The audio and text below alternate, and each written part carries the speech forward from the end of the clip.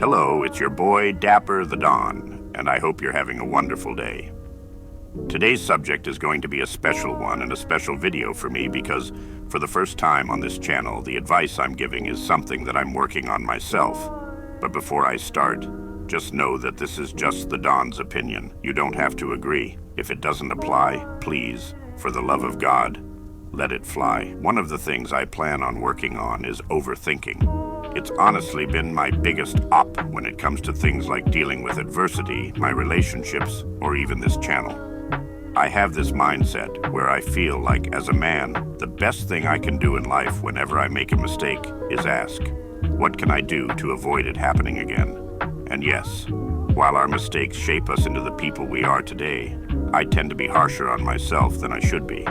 The psychology of overthinking is that your brain tries to make sense of any situation that is happening, whether it's good or bad. This comes in three forms: the control trap, perfectionism, and brain chemistry. Let's break down the three. The control trap is the mistaken belief that thinking about a problem is the same thing as solving it. When we feel uncertain or anxious about the future, our brain tries to find a way to feel safe.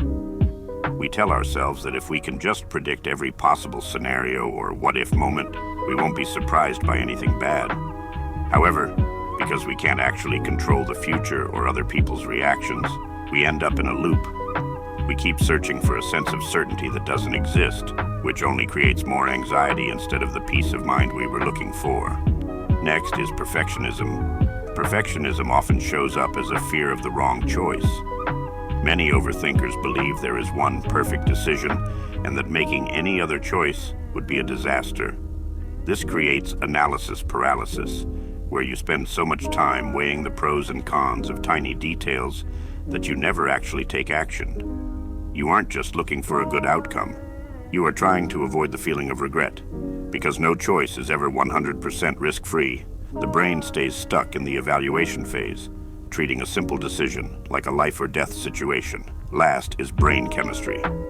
At a physical level, overthinking is often driven by the amygdala, the part of your brain responsible for your fight or flight response. When you are stressed, the amygdala can become overactive, sending out false alarms that you are in danger. This triggers the prefrontal cortex, the logical part of your brain, to start working overtime to fix the danger.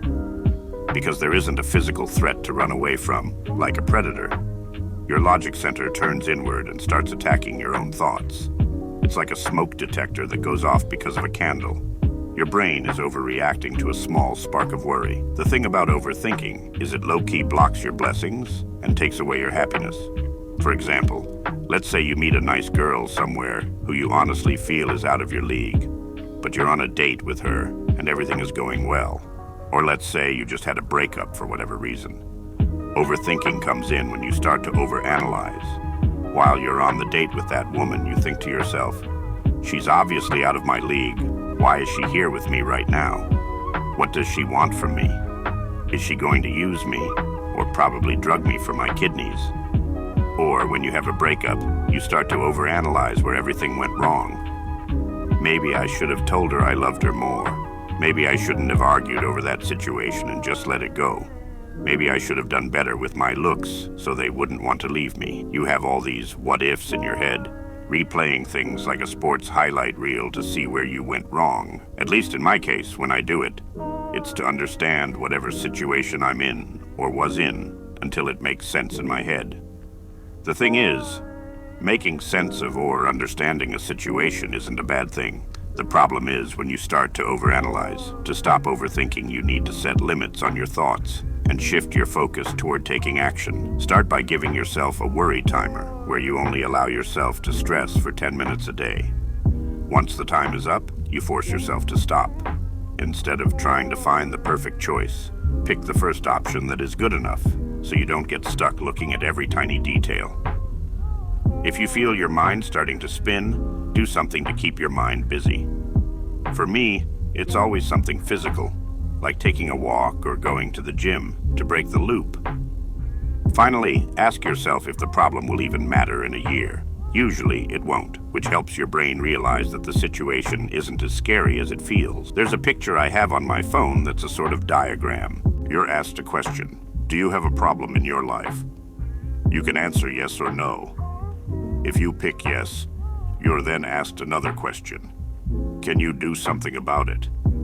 I'll give you time to think. Now, no matter what your answer was, the response is, then why worry about it? You can't really control most things in life, so let God take the wheel. Well, that will be all for today. If you have any topics you would like for the Don to help you with, be sure to leave a comment and like the video. I'm Dapper the Don, and I love you guys. Have a good day.